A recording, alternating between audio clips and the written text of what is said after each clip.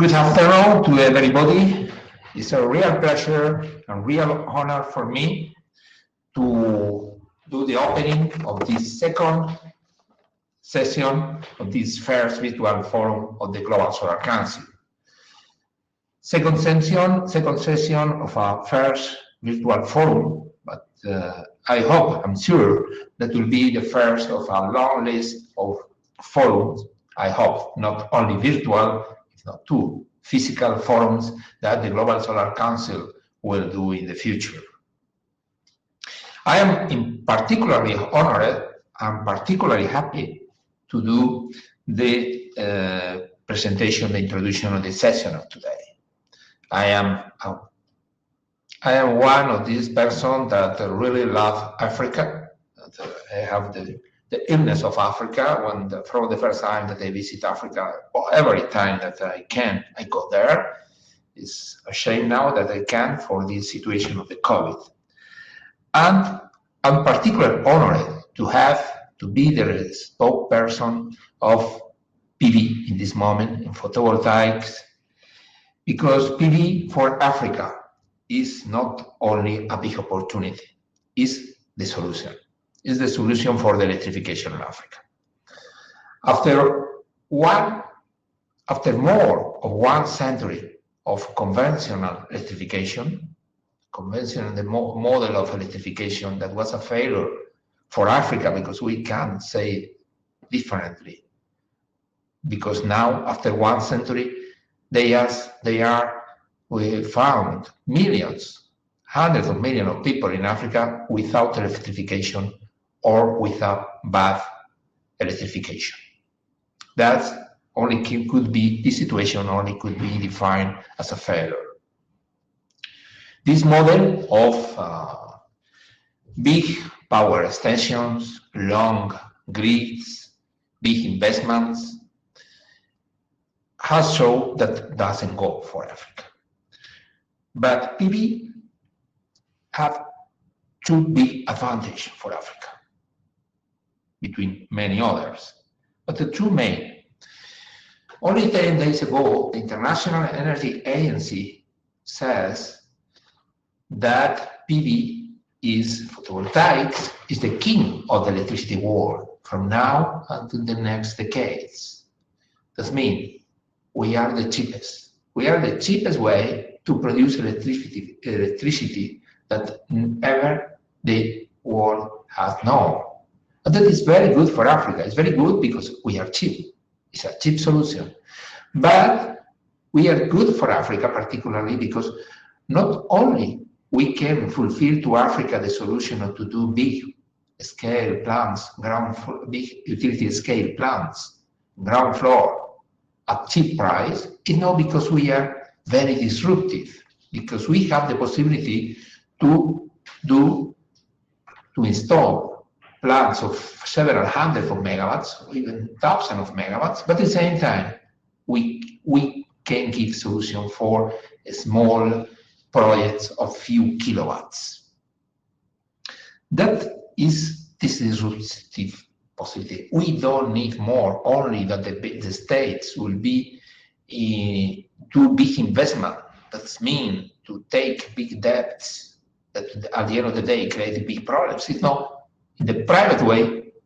We can do small projects, even personal projects with hybridization, with mini grid distribution, that give solution could be a solution even for the more far, a small village, a small house in the continent.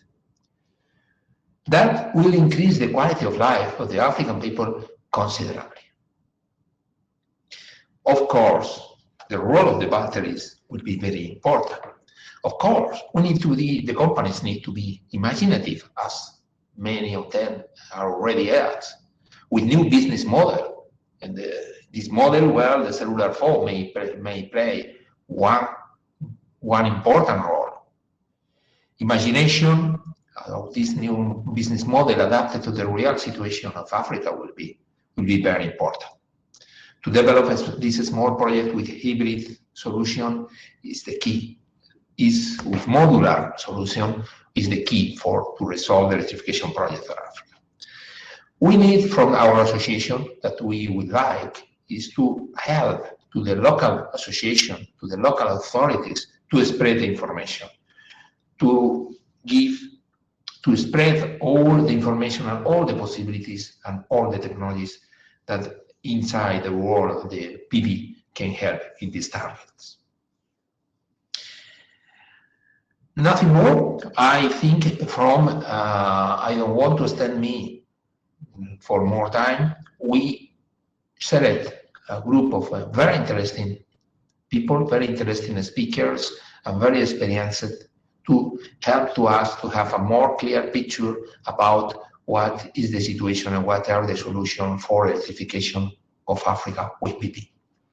And I would like not finish my words without thanks to Solar Power Europe for the cooperation, for the important cooperation in the organization of this session, and to wish to everybody take care with you in this very strange situation. And I expect to have the possibility to have in the future the possibility to organize this forum in a physical way and to meet you personally. Thank you very much. Thank you very much, Jose. We heard Jose Donoso, Chair-elect of the Global Solar Council and Secretary General of UNEF, the Spanish Association.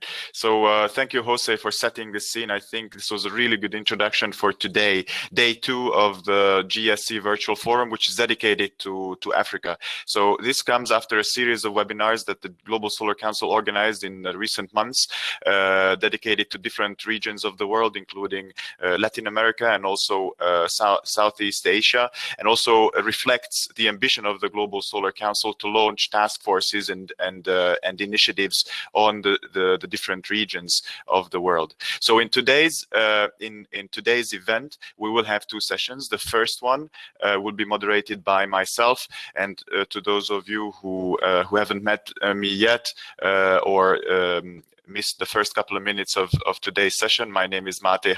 I'm head of international cooperation at Solar Power Europe, and I'm also co-chair of the Global Solar Council.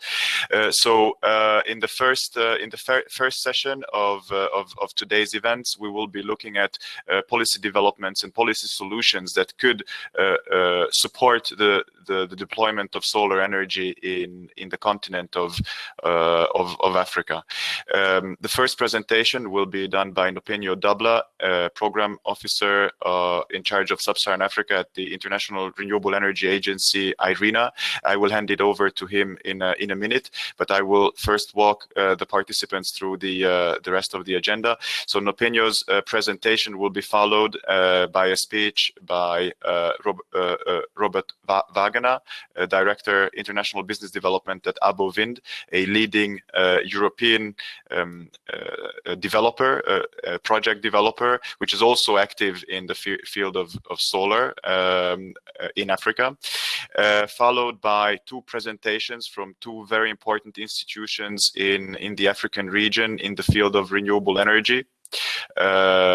Michael Kiza, Program Management Expert at the East African Center of Excellence for Renewable Energy and Energy Efficiency, EACRE, and Dr. Majed Mahmood, Acting Executive Director of the Regional Center for Renewable Energy and Energy Efficiency, RECRE. And last but not least, we will also hear a presentation by the CEO of the Alliance for Rural Electrification, ARE, David Lecoq, about the decentralized aspects of electrifying Africa and promoting the energy transition. The first session will be followed by a second session, which will be a roundtable debate, a roundtable discussion with African national renewable energy associations, moderated by Niveshan Govender, the Chief Operations Officer of the South African PV Industry Association. Very much looking forward to that session as well. So with this, I would like to hand it over to Nopenyo Dabla from IRENA. Nopenyo, please, over to you. So hi, good afternoon, everyone, and thanks, Mate, for the introduction, and thanks for having extended this invitation to me to come and talk about the experience we have working on Africa for the promotion of renewables in general, but of course for solar PV is concerned. And I'll just walk you pretty much through the context of Africa when it comes to the promotion of solar PV. What are the issues and what we are doing and what needs to be done about it. So, I mean, starting first of all, and when you look at Africa in general, we do expect that, you know, the economies have, I mean, we know that the economies have been growing over the past, you know, more decade. And despite the current situation, we also expect these things to pick up again.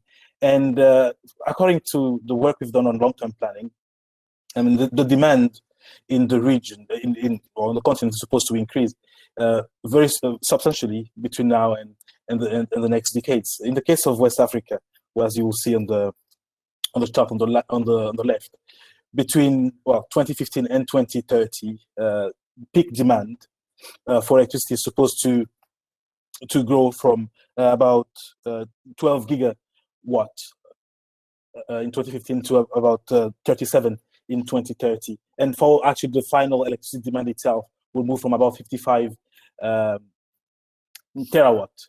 all right, in 2015 to about 210 in 2030. So almost a 4-time increase. And we're seeing the same trend as well in other regions, Eastern and Southern Africa.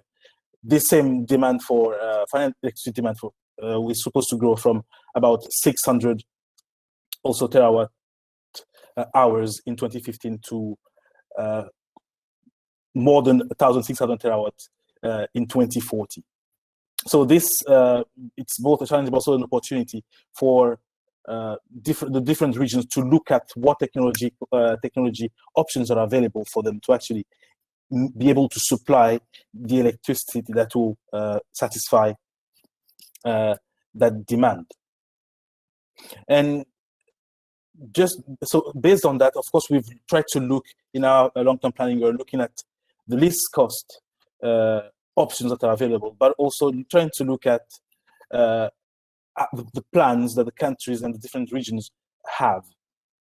And when you look, so this chart here is divided in 3 areas. So the first group of 3 charts bars represent the East Africa region, where currently the master plan does not have a lot of room for solar PV, but according to our analysis, and by 2040, we see room for about 200 gigawatts of solar PV being installed by 2030. Of course, now in the process of updating its master plan, which hopefully will reflect that. Moving on to Southern Africa, in the Southern Africa power pool, as well, the current master plan only has a very small room for solar power by 2040, but then they're also in the process of updating their master plan. And according to our analysis, there is room for about 70 gigawatt for solar PV. In the case of West Africa, the current master plan, which was just added in 2018, actually is a lot more welcoming as a regional master plan now for solar PV, with plans to include about 3.5 gigawatts of solar by 2022, 19.4 in total by 2029, and 36 gigawatt of electricity by 2033, showing that there is quite a lot of room for solar PV, given especially the fact that, you know, potential in some of the regions is very high, and priorities of countries and regions are moving towards that. Now, looking a bit deeper into the national levels now in West Africa, so in the ECOWAS region. So back in 2013, the region has come up with the regional renewable energy policy, which was then translated into national policies with clear targets for countries to achieve by 2030. And when you stack the countries' situations up and see what additional capacity could be installed by year, we have this graph here, which shows, of course, some years will have more, installed capacity than others, but we see largely that, you know, countries such as Nigeria would actually have quite a lot of installed capacity coming on between 2018 to all the way to 2030, and followed up by some other countries such as Senegal, which has actually been doing quite a lot. And you could see that in the year, as far as our planning work is concerned, the year 2025, 2026, going up to 2022, the installed capacity would actually increase, attain quite high numbers on a yearly basis. And of course, that also need to take into consideration the very favorable fact that the cost of renewables, of solar PV in this case, is decreasing quite a lot. Although in Africa, the average LCOE is still a bit higher than the global one. Of course, that's due to risk perspection, which translates into higher cost of financing, which impacts, or which is quite a big part of the electricity generation costs. Now, of course, having talked a lot about on-grid, also we need to talk about one issue that's very dear to the African continent, which is electricity access. And when you go back and look into the SDG 7, which one of the sub targets is to achieve full electrification by 2030, we know that the way things are progressing at the moment, or the business as usual scenario, we will only achieve 93% of electricity access globally by 2030, which means that there's quite a lot of room for maneuver, and there's quite a lot of work to be done. So in general, out of the 620 million people worldwide who would still lack electricity in 2030, 530 million are in Africa. And looking at it at the market level, that will be the equivalent of about 80 million households. And when we see that, we know that there's also quite a lot of room there for solar PV to play quite a big role. Now, in this analysis done by Bloomberg, we will see that to achieve this universal access by 2030, there will need to be 243 billion of investment, and for the business as usual scenario, it's 193 billion US dollars. But the role that solar has to play here is quite important. And as you'll see, solar home systems, of course, only solar technology, would amount to about 53 billion of those 193.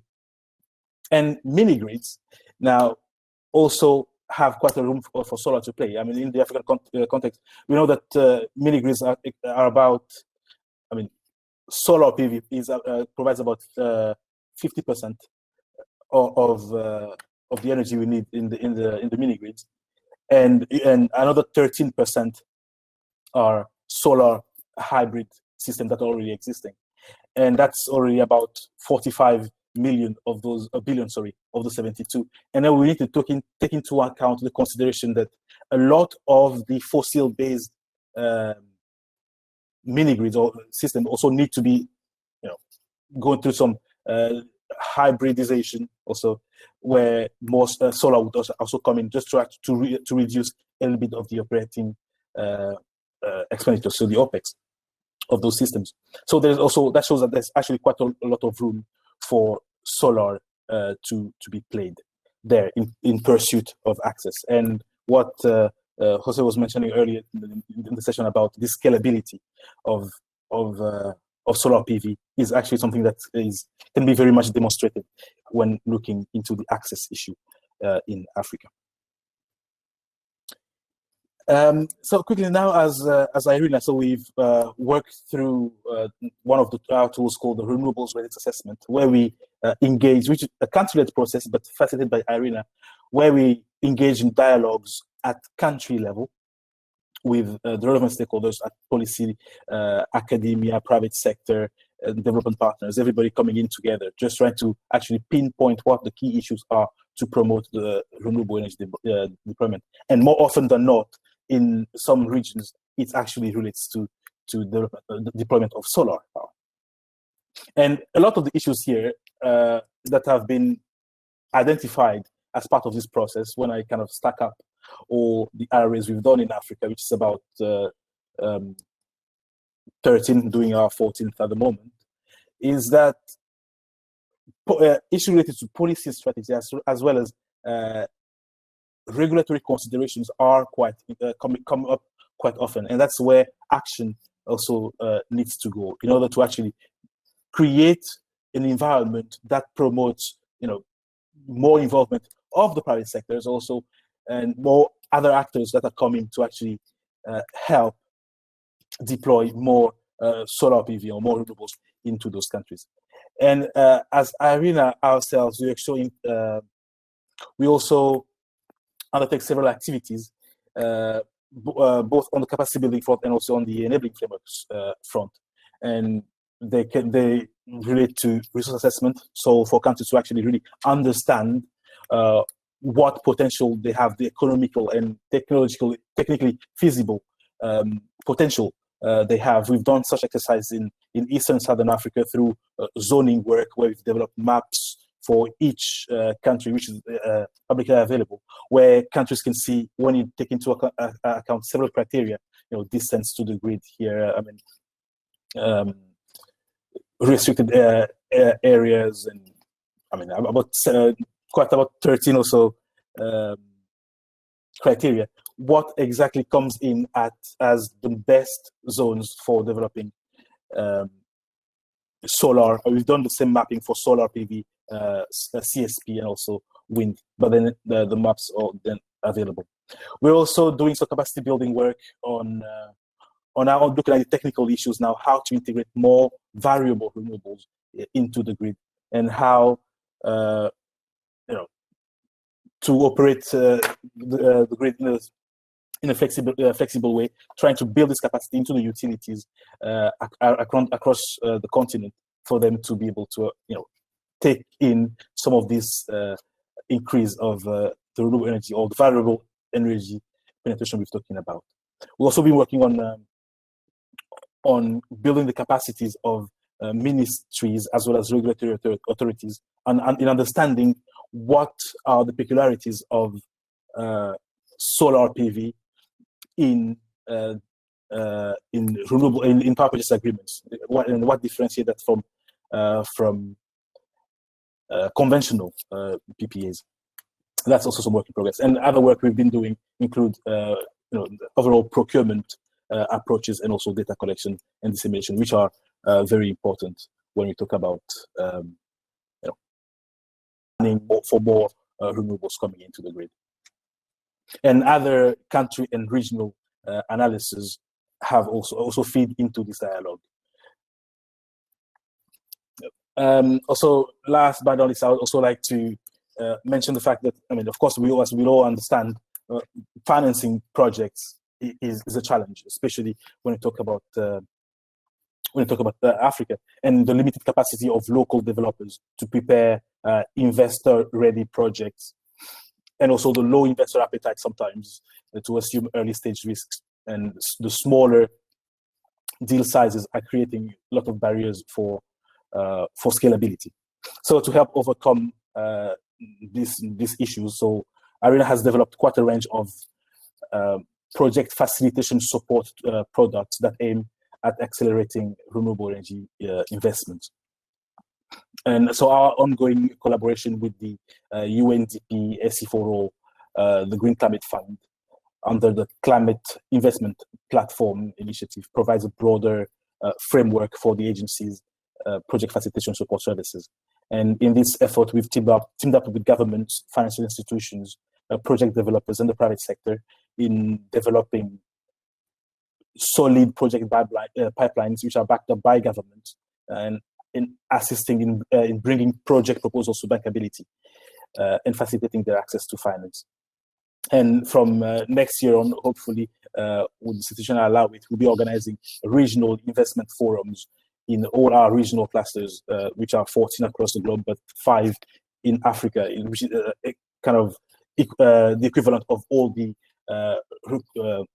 regional economic communities in Africa, and we'll be offering those will be offering specific or an effective forums for enhanced dialogue between the government and also private sector, doing some project matchmaking and also some capacity building activities, which also be part of those investment forums. So in the context of project facilitation, then we have already been engaging with project proponents in several African countries, which include Sudan, Egypt, Sao Tome, Comoros, and many others.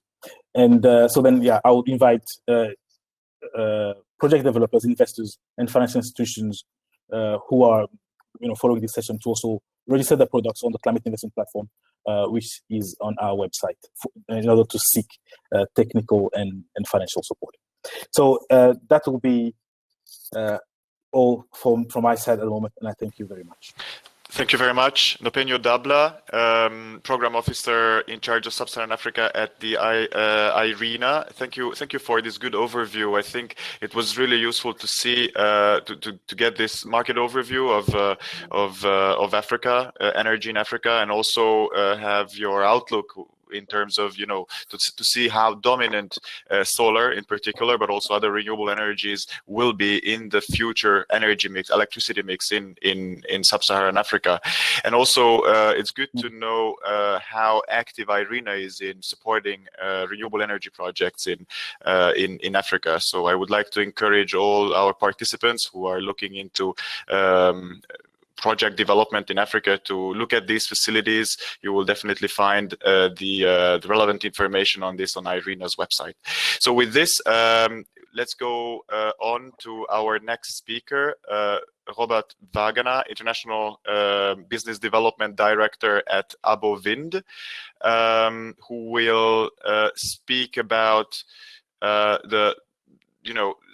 he will speak about the perspective of a European project developer, the expectations and the recommendations from the European perspective, from the perspective of an international project developer active in Africa. Robert, over to you.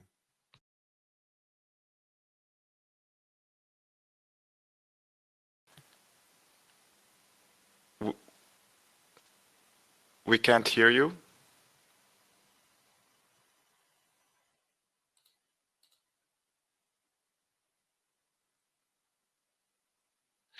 We can't hear you.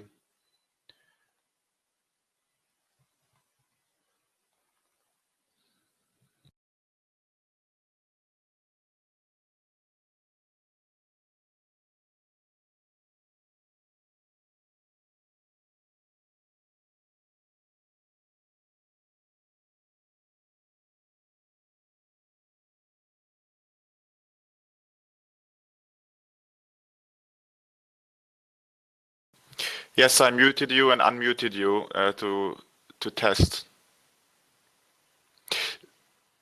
So what I would suggest in that case is that maybe you'll try to fix the technical issue with the technical team, and in the meantime, we could move ahead with our next speakers, and then after that speaker or the other speakers, you could come back and do your presentation if you agree, Robert.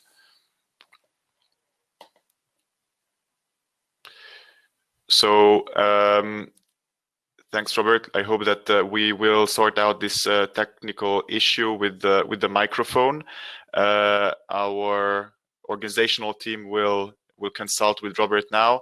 So in this case, I would like to invite Michael Kiza to join me here on the stage. Michael Kiza is program management expert at the East African Center for Excellence for Renewable Energy and Energy Efficiency, and so he will speak about regional policy spotlights from East Africa for the promotion of renewable energy and energy efficiency. So Michael, please join me if you're here.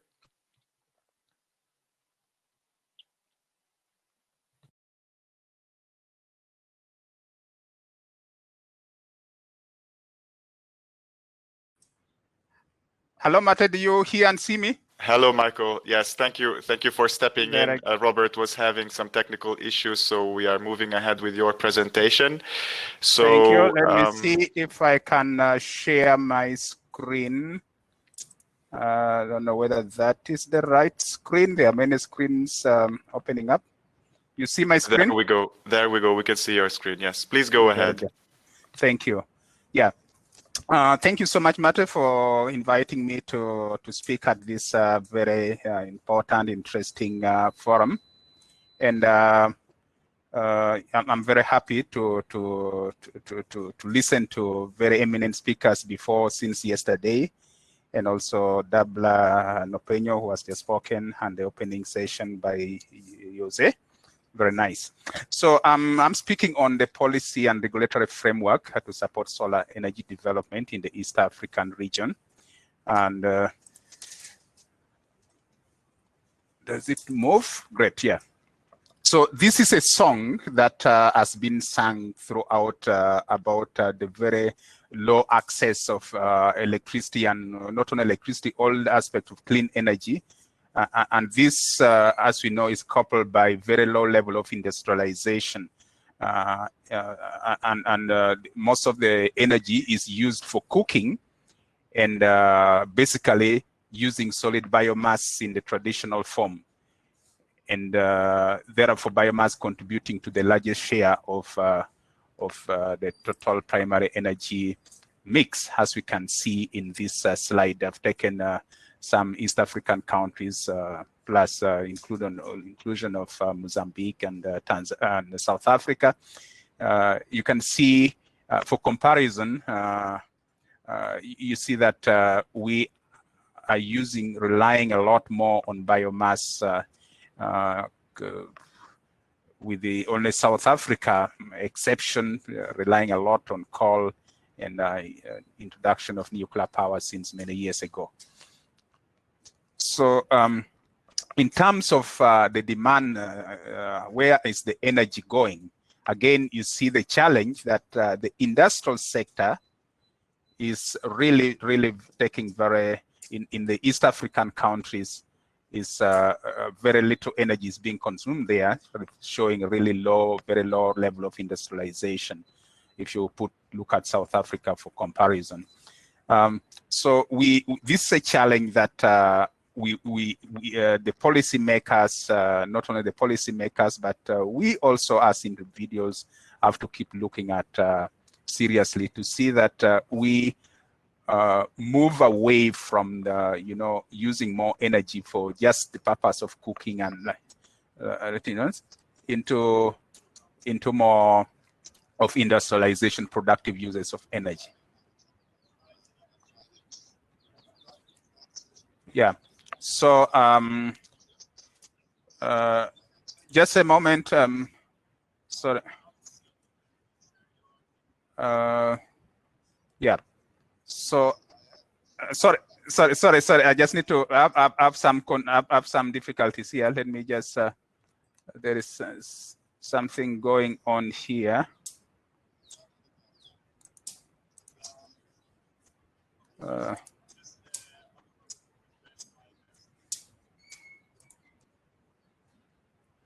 Sorry, colleagues. I was signing 2 sessions.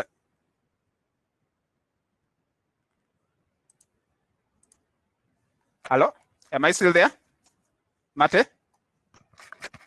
Michael, yes, Michael, you're still here. Hello, Mate. Yes. Sorry, I had I'd left the backstage on the browser, so there was communication there that disorganized.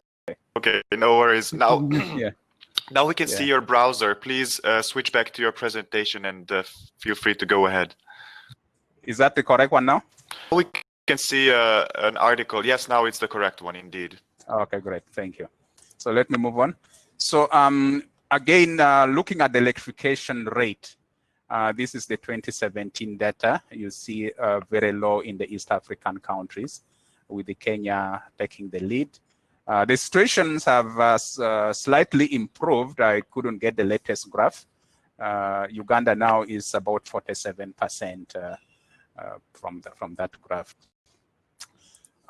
But where can solar come in? We have quite high potential of solar in this region, in the East African region. 5 to 7 hours of peak sunshine hours, and averaging daily insolation of 4 to 6 kilowatt hours per square meters. This is great potential that we have in the area, ripe for solar energy production. But where is the problem? Well, the high investment cost for solar system, although these costs have been decreasing, which is good news, but they are still quite high, especially the storage. The battery is still very, very high cost. We are having issues with the policy and regulatory framework. It has been improving, but still not quite. Still lots of rooms for improvement in that area. And that's what we are talking about today. Expensive loans, how to strike the balance on the energy and environment and tourism. These are issues when you want to put any renewable energy project somewhere, then you have to struggle with the environmental issues. Then there are just some cultural and community aspects which are sometimes mixed with the politics. I bring this this is a landmark investment which was done recently. 10 megawatt grid connected solar PV in Soroti, Uganda was done not many years ago. And the interesting thing, talking about the community thing here, is when this investment was done, when it was inaugurated, it coincided with the period of drought, and people started saying, no, these people who have brought the solar panels here, they have stopped the rains from coming. So that lack of awareness is other issues that really affect. Now, what are the policy, how can good policies play a part? The key messages in this section of the presentation is that supportive policies and regulatory frameworks are crucial to developing privately led mini grid and solar systems in any part of the world. And policy is important in preventing market failures, like, for example, substandard products, for example, unfavorable competitive environments through monopolies and things like that. So if you have policies, such market failures can be addressed, policies and regulatory frameworks. Policy and regulatory intervention can be in terms of licensing, setting of prices, subsidies, setting standards, codes, regulations, and rules, etc. So these are, so in the next few slides, we look at some examples across the East African region. Well, at the regional level, we still have quite a lot to do here. What we have standing is a 2009 regional strategy on scaling up access to modern energy services in the East African community, focus more on grid expansion with a little emphasis on community-driven mini grids and solar. So we, of course, solar is mentioned there, but the focus in the region was more on grid connection. In 2006, the East African Customs Management Act was amended. The act was originally enacted in 2004 to provide customs duty exemptions for solar equipment and accessories. The act was further amended in 2014 to extend this exemption to wind technologies. Now, in terms of solar, the interesting thing about this act is that it talks about specialized solar equipment, talks about specialized solar equipment, and the interpretation differs according to countries. Now, specialized solar equipment, the most common intersection of understanding is that it would include the solar PV. But things like batteries, some countries sometimes say, no, batteries can be used to store up energy, not only from solar, so they are not specialized. Inverters. So there are all these different ways of interpretation of this provision across the countries, which provide lots of challenges when it comes to taxation of solar equipment. Now, in the next few slides, I go to look at specifically what is happening in the various countries. Now, in Burundi, we have a regulator.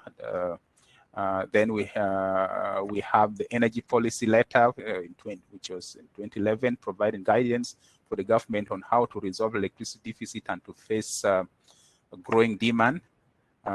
It promotes small-scale renewable energy generations, including solar. Then we have the Decentralized Rural Electrification Strategy, which aims to upscale access to electricity in the rural areas, in which solar featured quite well there. The medium-term vision Burundi 2025 aims to achieve electrification rate of 25% by 2025. By the way, Burundi is one of the least electrified country in the region, currently about 9 to 10% access to electricity, which is quite very, very low. The Burundi Agency for Rural Electrification, which was established still in 2011, is promoting rural electrification, and solar is quite featuring quite well. And very interesting news is that, until the beginning of 2020, Burundi has only about 40 megawatts of electricity generation for the whole country. And they started the construction of a 7.5 megawatt solar PV system, which would represent about 15% increase in the power generation. So thanks to that initiative, solar featuring quite very well there, which is something to celebrate. Michael, please note that you have 3 minutes left. Oh, great. So let me move on. So Kenya has good extensive policies and regulatory framework to support solar. In fact, the interesting thing is that they have the regulations, two very important regulations. The Solar Photovoltaic Systems Regulation 2012, which provide rules and standards for the installation of solar PV. Then we have the Solar Water Energy Regulation 2012. Under the regulation, all premises with hot water needs of greater than 100 liters per day are required. So this has pushed the solar system demand in the country quite highly. When you come to Rwanda, Rwanda also has the provision for solar electrification. I'm just skipping all this. And if you look at the projects and the programs that have been done, Rwanda has also scaled up a lot on the policy, the solar access, both PV and solar water heating. They're doing quite well. South Sudan, unfortunately, they don't have specific policy on energy at the moment. It's still a lot of work for us to do to help them over there. Tanzania, yes, Tanzania has done quite a lot also in promoting solar energy. In 2005, for example, the government took steps to support the solar home system market, segmented by exempting solar system from 20% VAT and reducing the import duties by 5%. Then they implemented quite a few projects there to support solar market. Uganda, we have the Act 2019, which is being reviewed, and we have other packages, the programs that have been implemented to improve the situation of access to electricity, and solar has featured quite a lot. In fact, the Rural Electrification Strategy Plan from 2012, covering 2013 to 2022, specifically prioritizes rural electrification through PV powered mini grids. And this has, and also home standalone system, which really, you can see a lot of roofs now with the solar panels in Uganda. Now, where does IACRI come in? Well, IACRI is a quasi-intergovernmental institution of the EAC, and we are charged with promoting renewable energy and efficiencies in the region through policy, capacity building, research and development, investment promotion, and knowledge management. This mandate is given to us by the Council of Ministers of the East African Community. Now, specifically what we are doing now in this area of solar, we've been running the Microgrid Academy for East Africa in collaboration with the Rest for Africa. It's the vocational capacity building program. We're trying to educate new generations for young professionals in the areas of energy, commercial, and management field. Then we have the capacity building for solar PV system with the with the International Solar Alliance and French National Institute for Solar Energy. We are implementing what we call the Solar PV Academy for East Africa. We had a training session held in Nairobi last year and a series of webinars that we have been conducting in 2020. Then we have a project called Energy Efficient Lighting and Appliance supported by CEDA, where we are doing market simulation for energy efficient appliances through policy, regulation, standards, capacity building, and empowering the private sector. We have a component to support standards, especially also for off-grid appliances under this project. Michael, may I ask you to wrap up? I'm just finishing. That is my last slide. Thank you. So in conclusion, yes, we have strong case for solar in the East African region.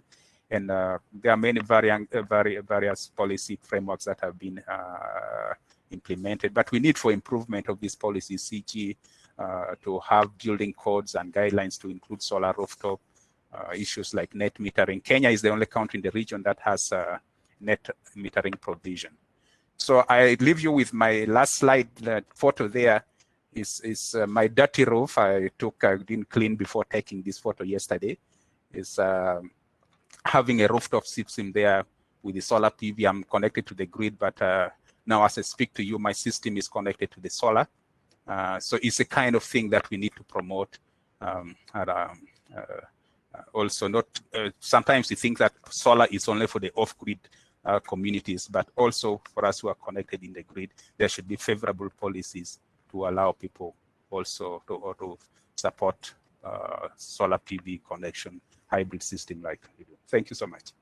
Thank you very much, Michael, for this very good regional overview. And so to the participants, all the slides will be available after the event, and there are a lot of information. There is a lot of information on in the slides, and I will also encourage you to get in touch with our speakers. So thank you, Michael. I learned a lot from your presentation. With this, I would like to hand it over directly to our next speaker, Dr. Majed Mahmood, Acting Executive Director of RECRE, the Regional Center for Renewable Energy and Energy Efficiency. Dr. Majed, please, over to you. Can you hear me now? Yes, we can hear you. Thank you very much. It's a pleasure being with you today, of course, and it's a pleasure also to talk after Dr. Michael. I'm going to give the spotlight on North Africa and, in fact, Arab African countries. I'm Dr. Majed Mahmoud. I'm the Technical Director and the Acting Executive Director of the Regional Center for Renewable Energy and Energy Efficiency based in Cairo. We are serving 17 Arab countries, including all North African countries, plus Sudan, Djibouti, Somalia, and Mauritania. We are also the technical arm of the League of Arab States, and we have been working in supporting our member states now for around 11 years. And let me jump to the discussion directly to have the spotlight that where we are now. The Arab regional operational RE capacities, excluding the hydro, are right now 7.2 gigawatts, which are existing around 22 Arab countries, and this is around 15 billion investment, billion US$. But when we look into the total renewable capacities in the Arab countries, you will find that we have around 18.3 gigawatts because we have 11.1 gigawatt. We are talking about BV. You can see that BV has a major share. Just last year, this was one of the milestones in the history of, I would say, the Arab region and North Africa, where BV capacity is 3.2. Dr. Majed, excuse me, it seems that you are not sharing your slides. Could you double check? I'm sorry. Okay, let me do that again. I clicked share. Is it shared now? There we go. We can see your slides now. Thank you. Okay, thank you very much. I'm sorry for that. Can you see the full screen? Yes. Great. So what I was saying that right now, this was in 2018 was a milestone year for North Africa and the Arab region, that we had 3.2 gigawatts of BV capacities among the new renewables, excluding the hydro, because hydro has been there in the region for several years. This is the largest share of renewables installed capacity all over the region. When we look into the I would say, African Arab countries, North Africa plus Sudan, Somalia, Djibouti, and Mauritania, we'll find that the PV capacities are around 1.5. This was by the end of 2018. And now this is doubled because of the Benban complex in Egypt. However, we had 1.5 gigawatt at that time. And the total installed capacity share of the entire installed capacity is around 12.4%. And you can see that this is a substantial share that we look into. But if we look deeper, you will find there is a transition, a transformation from wind to PV technology all over the MENA or Arab region, including North Africa. And you can see here that in 2010, the share of photovoltaic was not that much. It was around 5% of the total installed capacity. And in 2018, it became around 45%. And 2019, the share came up to around 50%. And if we add the CSP technology, this is the major share now is for solar energy. And in fact, this was mainly because the political commitment and adopting some financing instruments all over the region that reduced the risk and made the leverage for the funding available. So we mobilized the private investments, and this through grants, equity, debt, asset-based security, guarantees, insurances, result-based financing, and so on. And when we speak about the instrument that they overcome several set of risks in North Africa, at least, that we are talking here about financial risk, about market risk, about resources, resource equality, the geopolitical and regulatory risk, business viability, environmental, building and testing, and operational risks. And these are, in fact, among addressing these risks, were among the reason that why solar PV electricity is highly competitive in the North African region, in the stable countries there, because we cannot say that, for example, for Libya, the situation is not that clear, but for other North African countries. The cost of PV electricity is highly sensitive to the financing term, and this is one of the important issues. And this is also because of the enabling framework that we have this substantial share of photovoltaic and renewable in general, because there is a legal framework, regulatory framework, tariff framework, and then among the most important elements is the contractual framework and some other supplementary framework, like, for example, resource assessment, zoning exercises, technology transfer, land allocation, and so on. And when you look into the policies that are being adopted worldwide, you can find a lot of policies, main policies and supporting policies. But if we look into the Arab countries, especially North African countries, we will find that competitive bidding and auctions are the prevailing scheme. And this is followed by the net metering and then the feed-in tariffs. And also the direct proposal submission to a lower extent.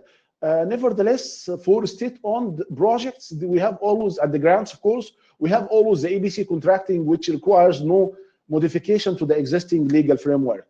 So we can say now for the private sector, I would say the preferred policies, the most appealing now is competitive bids and auctions.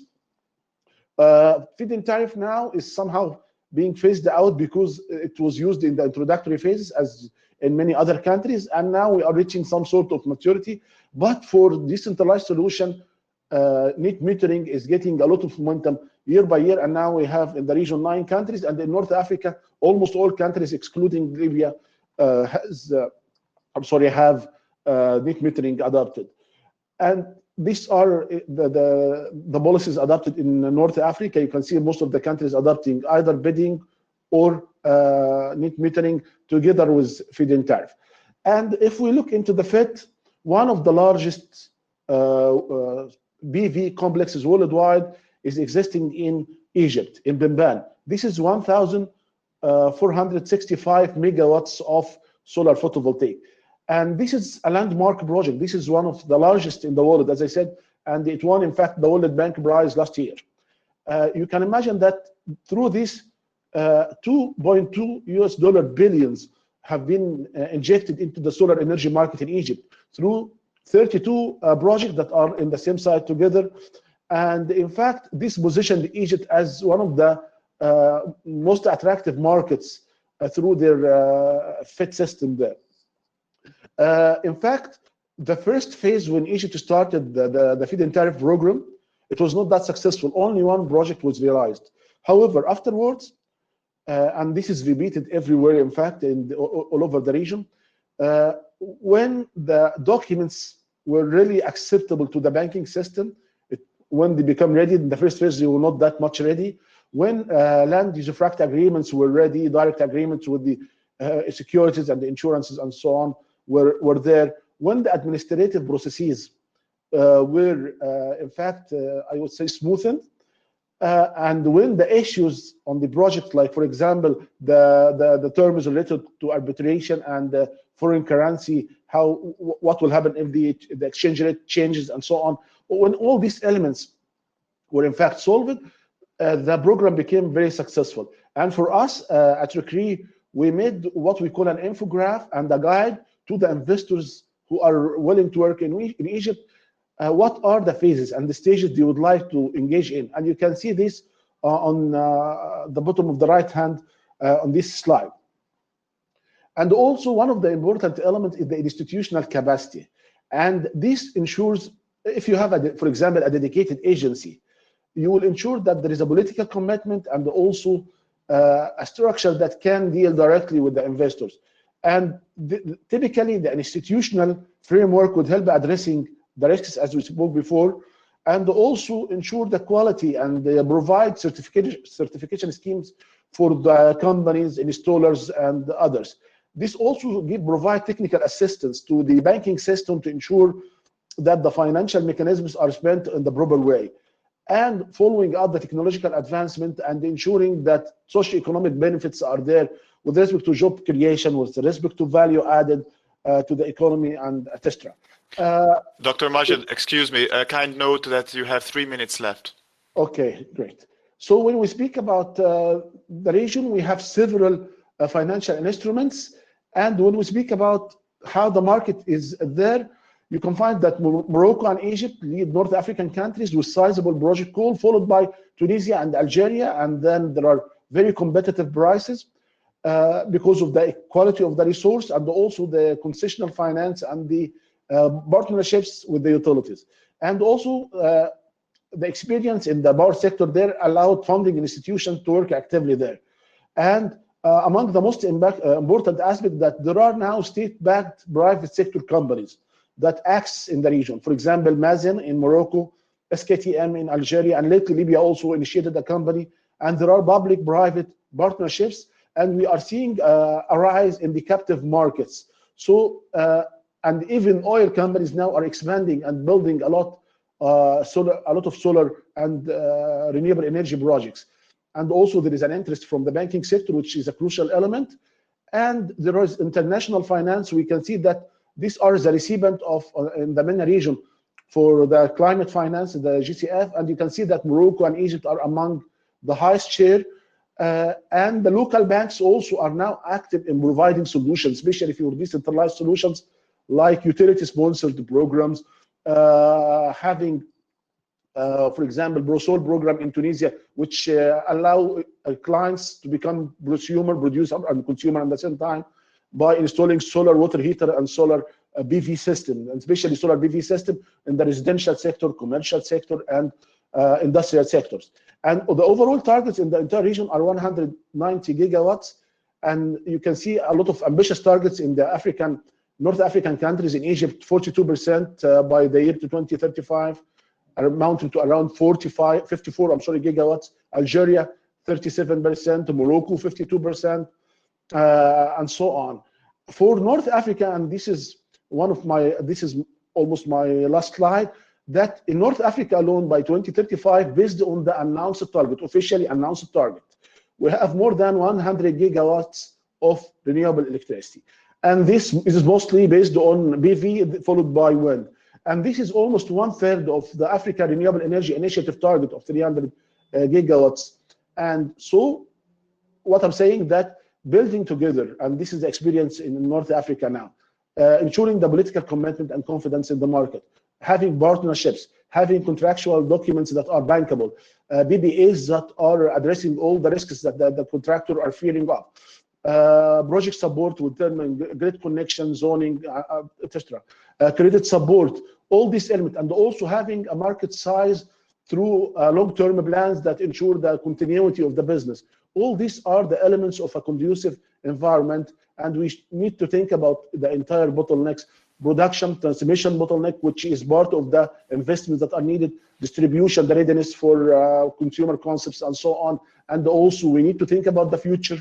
When you have an increased share of renewable, the reliability, the balancing of energy, the more thinking on the storage techniques, and there are now, in fact, several pumped storage facilities in the region to address these changes, and also the new things on e-mobility and power to X. Finally, what I'm saying that North Africa, there is a clear commitment to embrace strong forward-thinking policies. There is a conducive investment environment. Nevertheless, there are a lot of work to be done in the decentralized side. Most of the projects are utility scale side. The market response is very positive, and North Africa is willing to transfer all these experiences to all African countries, and is also willing to work closely with international investors to achieve its ambitious target. Thank you very much. The best way to predict our future is to create it. This is Peter Drucker statement, the famous management leader. And I'd like to conclude with that, and I'm at your disposal if you need to ask any question. Dr. Majed, thank you very much, and I couldn't agree more with you with your quote.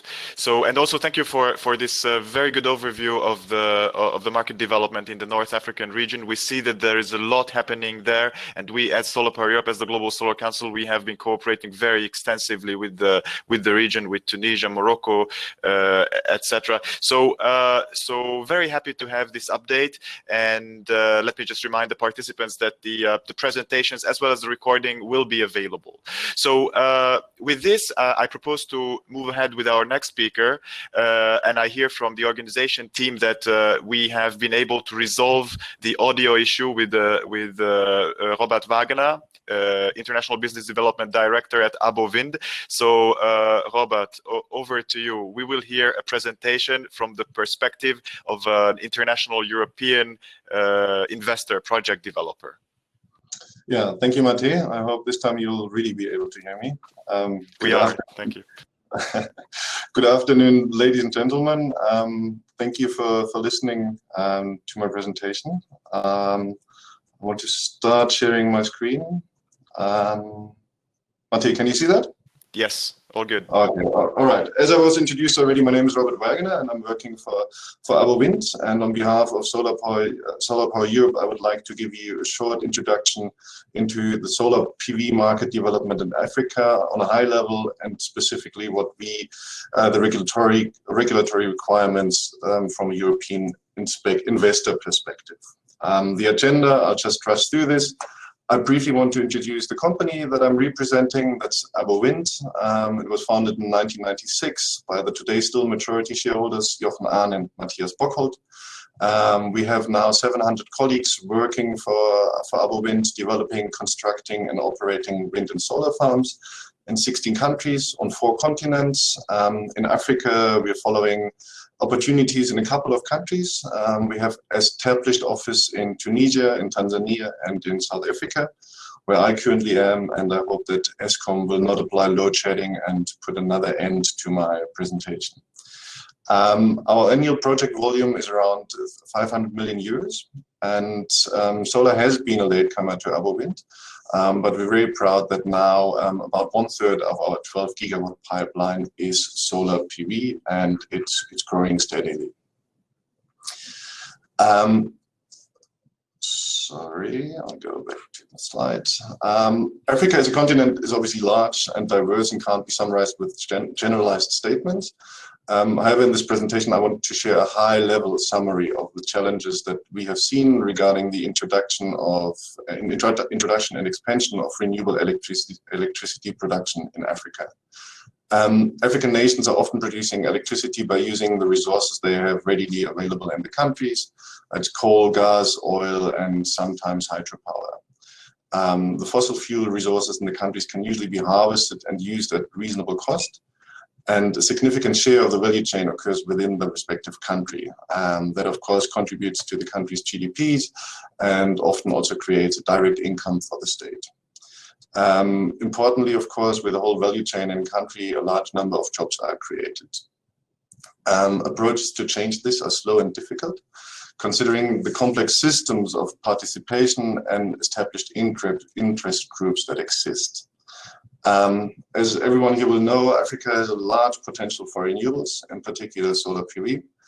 And considering the worldwide drive for renewables and the aim to reduce emissions and the available of international funds, as we've seen already, for countries that need those as a support to disseminate solar PV in Africa more are there, the question arises about the slow speed of market penetration in Africa overall.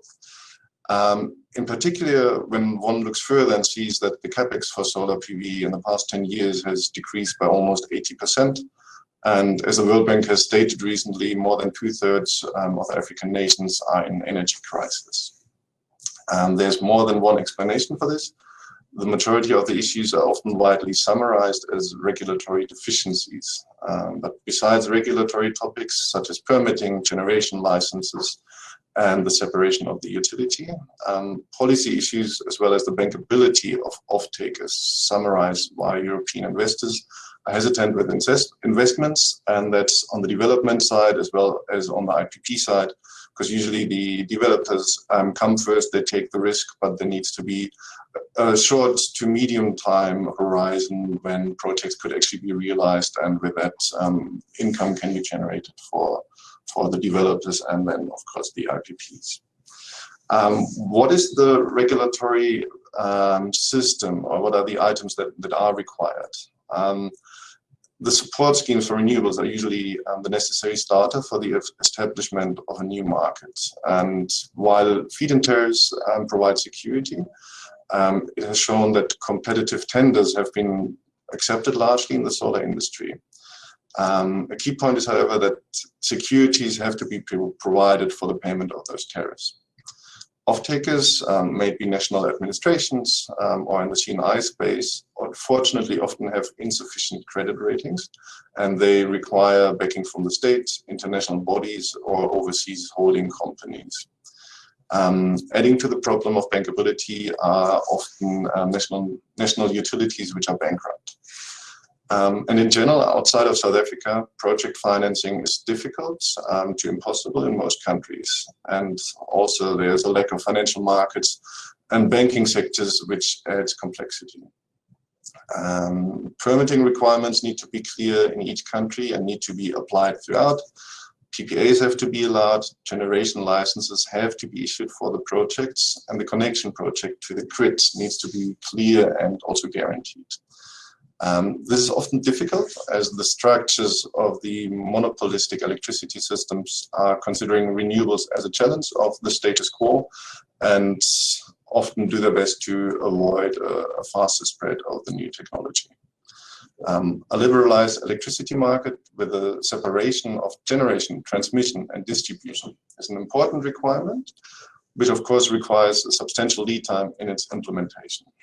We see this starting in South Africa now, where we're all really looking forward to having an independent system operator.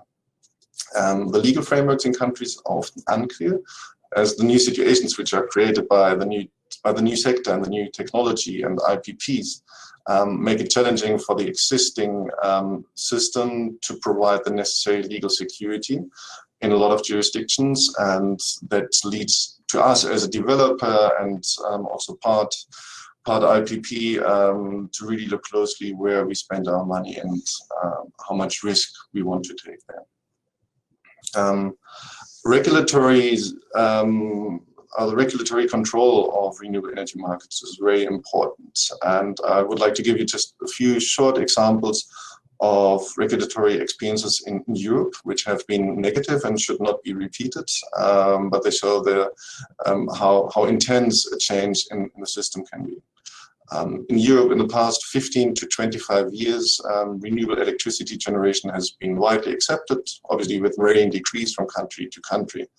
A lot of countries started with feed-in tariffs, which allowed the the whole value chain to be implemented in countries. That's development, local production of equipment, construction, financing, operational services, and a variety of services that are connected to that chain. And that was only enabled by consistency and predictability, as well as reliability in the support schemes and the bankability. And then we have, around 2012, so about 8 years ago, we've seen a couple of negative examples. In Spain, Bulgaria, and Romania, for example, the feed-in tariffs were retroactively reduced. There were new taxes installed. Trading timeframes for certificates, for example, were shortened. Guaranteed minimum prices were scrapped. And that led to the complete, well, a slowdown, if not a complete standstill in activities in those countries. Bulgaria and Romania until today have not recovered from this situation. Spain has recovered now. That was also again through the government starting auctions, and quite soon the market actually went away from the auction system to PPAs and merchant plants because they are price competitive. And in Germany, we've also experienced about 8 years ago, the feed-in scheme that we had, there was a sudden change because there were quite strong numbers of projects or project volumes implemented every year.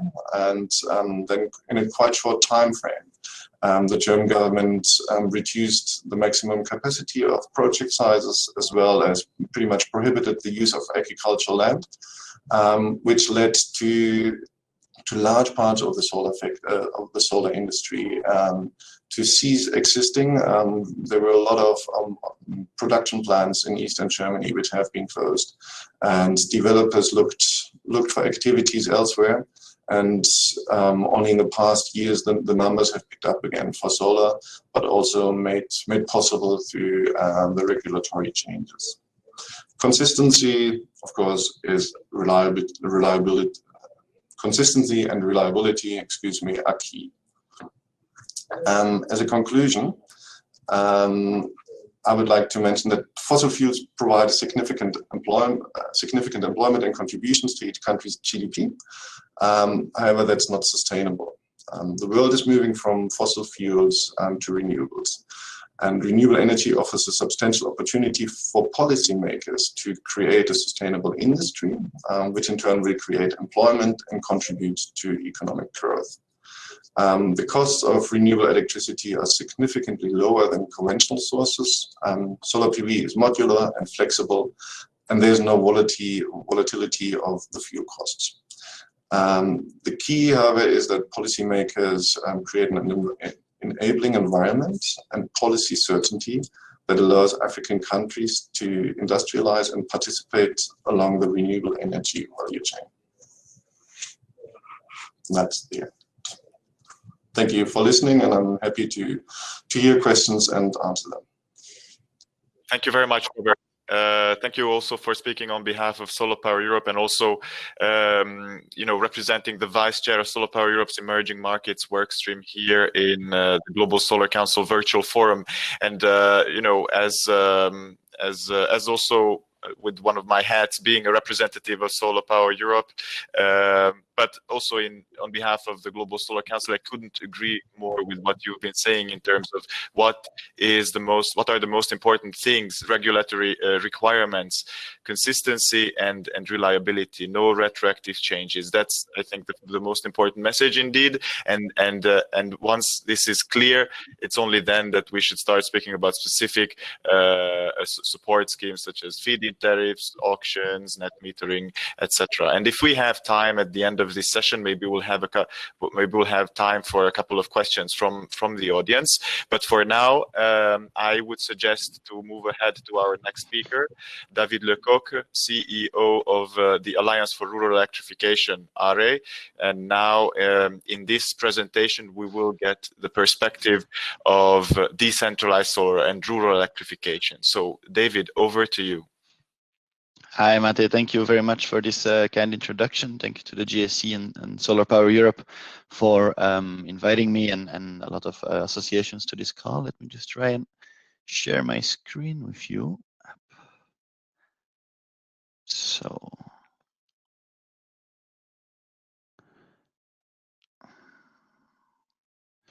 Do you see my slide? Yes. Okay, wonderful. Well, hello again to everybody. Thank you so much for bearing with us this afternoon and for being in this very important virtual event. I'm also, as Mr. Donoso said in the beginning, quite impressed with the lineup and humbled to be part of the show.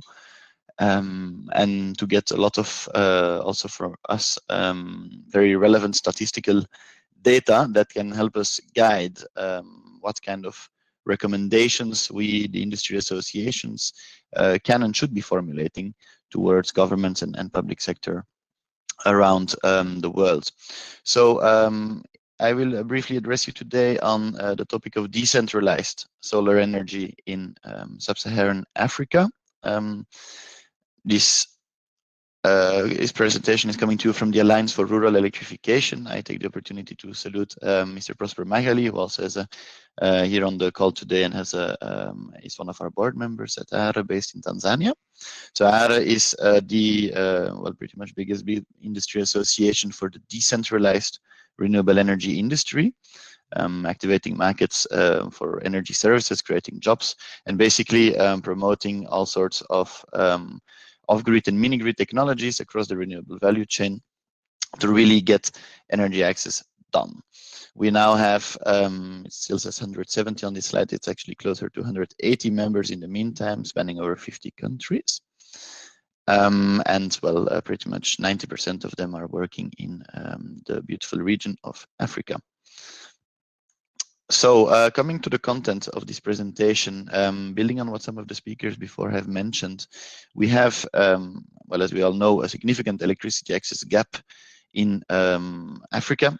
We still have 770 million people globally, of which nearly 600 million that are in Africa, that don't have modern energy services.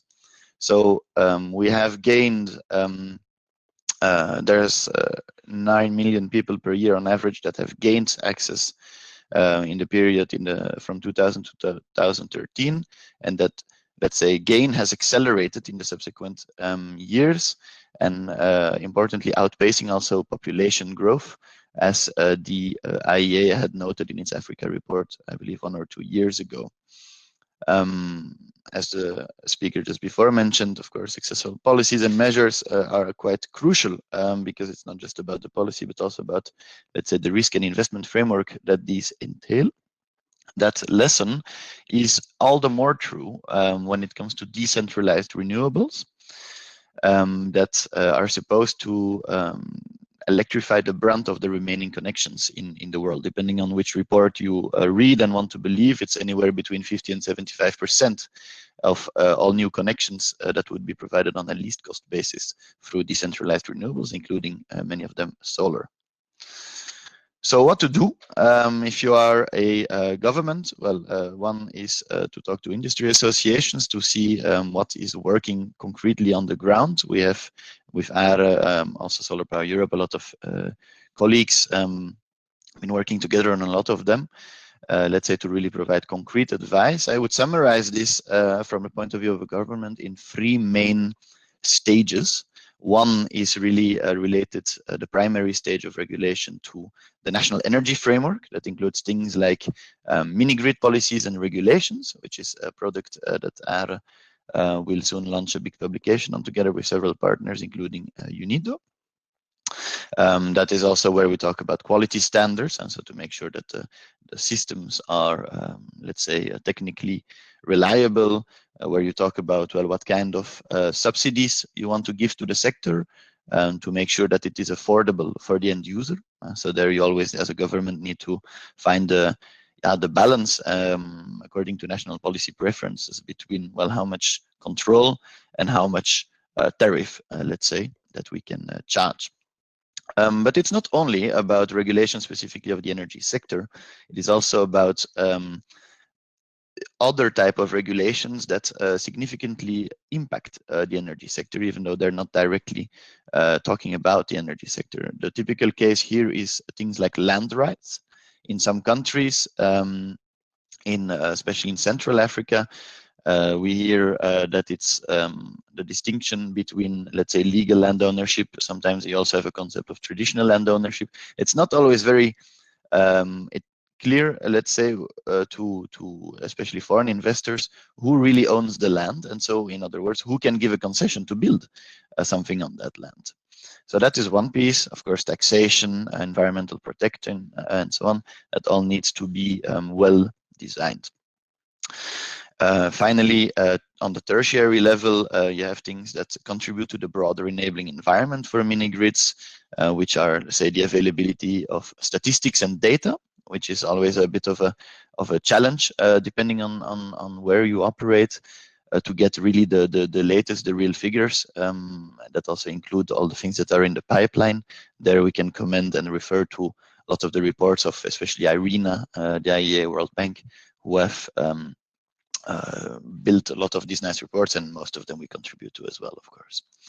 So if I now take one concrete example of a policy, of a governmental initiative that is really seeming to take off and really deliver results, is one in Nigeria called the Nigeria Electrification Project, where this is a very private sector driven approach, where the private sector is incentivized.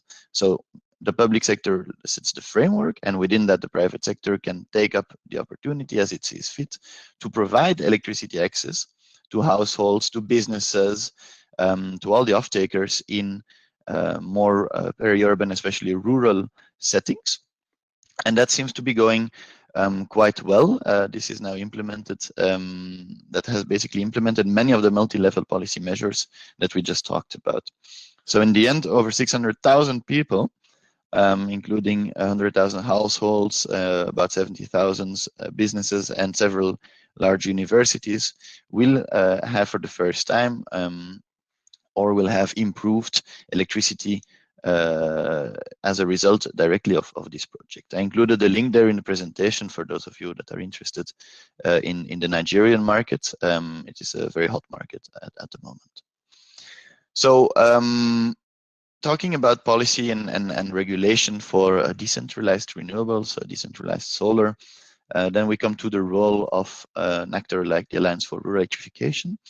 Essentially, we as an industry association befits, try to advance the enabling environment for the increased uptake of decentralized renewables.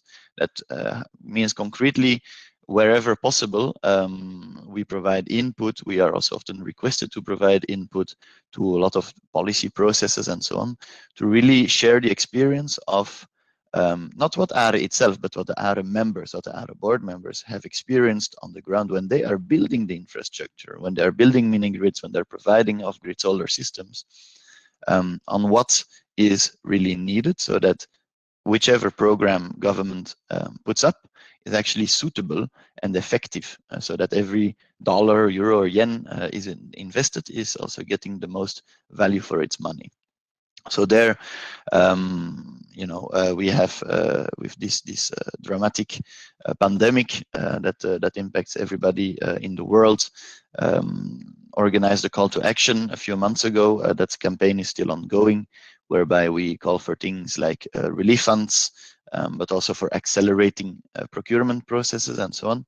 So to really make sure that the opportunities that are presented by energy access, and then also specifically including the electrification of health centers, are also taken up.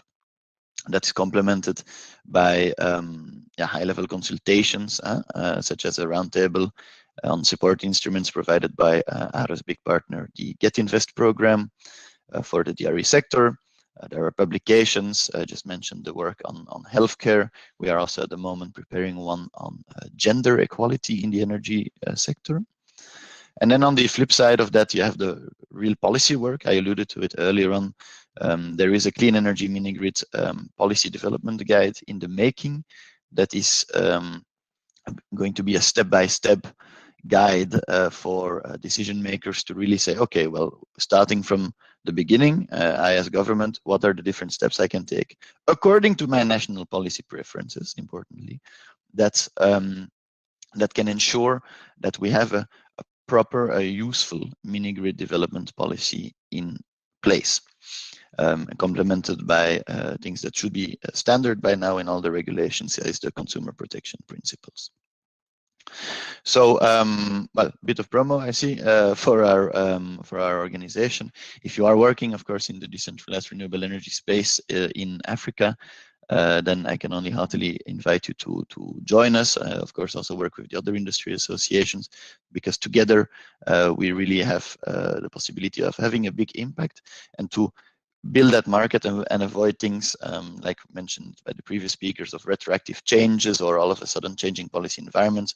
We can at least, let's say, stand tall and bring the sector forward, because it is not just the objective, but it is also, it must be done, this concept of universal energy access by 2030. And if we could avoid waiting another 9.5 years to get to that universal electrification, I think everybody will only be much the happier for it. So thank you very much. And of course, we are available during the Q&A. I hand the word back to the moderator, Mate. Thank you so much. Thank you, David. It's a pleasure to have you here, and thank you for this good overview of what RA is doing and why decentralized energy is so important, and how you know, associations in the field of decentralized energy can contribute to moving ahead the energy transition. And I would like to quote you a part of your presentation where you said, "What should governments do? They should ask associations." I couldn't agree more. So this is, I think, one of the highlights from your presentation for me.